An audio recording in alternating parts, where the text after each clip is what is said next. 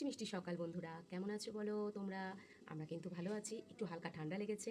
আজকে তো শনিবার, তো মেয়ে গেছিলো পড়তে, তো ওখান থেকেই মেয়ে চলে যাবে স্কুলে। আর এদিকে হচ্ছে আমি রান্না বসিয়ে দিয়েছি সকালবেলা। আর ওর বাবা আবার শনিবার হলে ওর বাবা আজকে মাছ নিয়ে এসছে, কেননা সব দিন তো সময় পায় না, নাইট ডিউটি যখন চলছে সেই জন্য সকালে পড়তে দিতে গেছে বলে ওদিক থেকে মাছ কিনে নিয়ে এসছে। আর এদিকে আমি রান্না বসিয়ে দিয়েছি।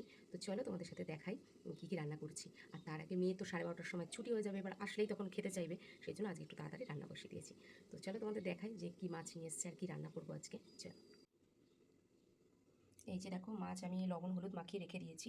আর এদিকে দেখো কচুরমুখী আর বেগুন কেটে রেখেছি। এদিকে পেঁপে ভাজা করব। আর এদিকে দেখো পটল পোস্ত হচ্ছে।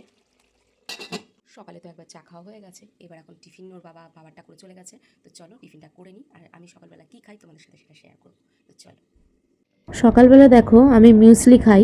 তো এখানে সব রকম দানা দেয়া থাকে, কর্নফ্লেক্স সব কিছু থাকে, ওটসও থাকে। তো আমি এক্সট্রা করে ওটস মানে কিনে সেটা আমি ভেজে রেখেছি শুকনো খোলায়। আর টক দইয়ের সাথে দেখো আমি দুটো মিশিয়ে নিই। এই যে প্রথমে একটু মিউসলি নিলাম, আর তারপরে হচ্ছে এই যে ওটস নিলাম, দিয়ে দু মুঠো ওটস নিলাম, নিয়ে আমি এভাবে এটা মিশিয়ে হালকা একটুখানি লবণ দেবো। তো দিয়ে এই যে দেখো হালকা অল্প একটুখানি লবণ দেবো, যেহেতু টক দই দেওয়া থাকে তো ওই জন্য। দিয়ে আমি এটা মেখে খেয়ে নেবো। এটাই হচ্ছে সকালে আমার ব্রেকফাস্ট। আর এটাকে তো আরও কীভাবে খাওয়া যায় তোমরা যদি অবশ্যই জেনে থাকো আমাকে কিন্তু কমেন্ট করে জানিও।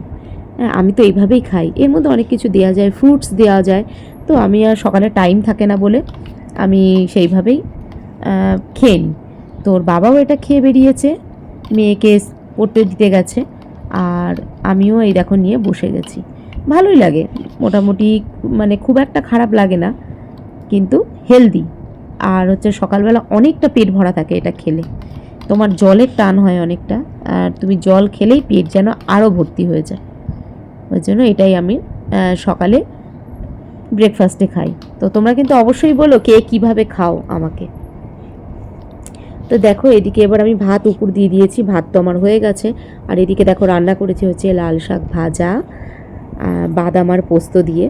আর অনেক দিন পর শাক নিয়ে এসছে আমাদের ওর বাবা, আর ওর বাবা শাক মানেই লাল শাক চেনে।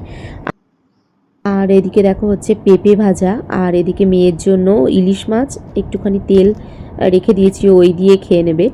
আর এদিকে হচ্ছে পটল পোস্ত করেছি, প্রথমে ভাজবো ভেবেছিলাম, তারপরে ওটাকে পোস্ত করে দিয়েছি। আর এদিকে হচ্ছে পনিরের তরকারি, এটা কালকের তরকারি একটুখানি ছিল, সেটাকেই গরম করে রাখলাম পনিরের তরকারি। আর এদিকে দেখো লেবুও কাটবো বলে রেখে দিয়েছি সামনে। আর এইটা হচ্ছে ইলিশ মাছ, কচুরমুখী বেগুন আলু দিয়ে রান্না করেছি ঝোল। আর তারপরে আমরা খাওয়া দাওয়া করে নিলাম, তখন আর ভিডিওটা করা হয়নি। আর খাওয়া দাওয়ার পরে লাস্টে মানে একদম গুছিয়ে একটু ফ্রেশ হয়ে নিয়ে বসে গেলাম হচ্ছে দই খেতে। আর আমাদের চাঁদপাড়ায় কিন্তু দই বিখ্যাত, বিশেষ করে হরিরায়ের দই। এই দই মানে কি বলবো, মানে খাওয়ার পরে দেখবা দই যখন হাঁড়ির মধ্যে থাকে কাটার পরে একটা জল কাটে না দইয়ের মধ্যে, কিন্তু এই দইয়ে কোনোদিনও জল কাটে না। আর এদিকে দেখো আমি ওদিকে দই খাচ্ছি, আর এইদিকে দেখো দুজন বসে আছে কখন মা বা ঘরে আসবে। এদিকে বাইরে দেখো খটখটে রোদ্দুর আজকে। তো চলো একটুখানি রেস্ট নিয়ে নিই, খাওয়া দাওয়া করা হয়ে গেল, আবার ওর বাবার বিকেলের ডিউটি আছে, তখন আবার রান্না করে দিতে হবে। তোমরা তো দেখো খাওয়া দাওয়ার পরে একটু শুয়েছিলাম, তারপরে ছুটি হলো ওদের ইংলিশ পড়া, মানে ওর বাবা দিয়ে ডিউটি চলে গেছে। আর আমি ইংলিশ পড়ার থেকে নিয়ে আবার বাংলা পড়ায় মানে পড়তে দিতে যাচ্ছি। আর এই যে ওর সাথে ওর বান্ধবী রয়েছে দুজন, এই যে দুজন যাচ্ছে, তো পড়তে দিতে নিয়ে যাচ্ছি কৃতিকাদের বাড়ি। মানে দুটো পড়া পরপরই, তো মানে এক জায়গায় পড়া শেষ হতে আর এক জায়গায় মাস্টার এসে থাকে, চলে আসে, ওই জন্য একটু তাড়াতাড়ি করে দিতে আসলাম। তো চলো দিয়ে আসি। এবার দুজনকে নিয়ে বাড়ি ফিরছি। আরাধ্যার বান্ধবী রয়েছে টিয়া, ওকে বাড়ি দিয়ে তারপরে আমি বাড়ি যাব।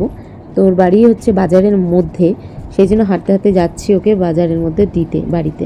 তো ওদের দোকানের সামনেই দিয়ে আসবো, ও যাতে চলে যায়। এরপরে আমি চলে আসলাম বাড়ি এসে আজকে সন্ধ্যের থেকে যেহেতু একটু চা খাওয়া হয়নি, ভালো লাগছে না। তারপরে মেয়েকে বললাম যে তুই কি চা খাবি, বললো হ্যাঁ খাবো। তারপরে আমরা দুজন মিলে মা মেয়েতে চা খেতে বসে গেলাম। তো কেমন লাগলো বলো কিন্তু অবশ্যই বন্ধুরা। টাটা।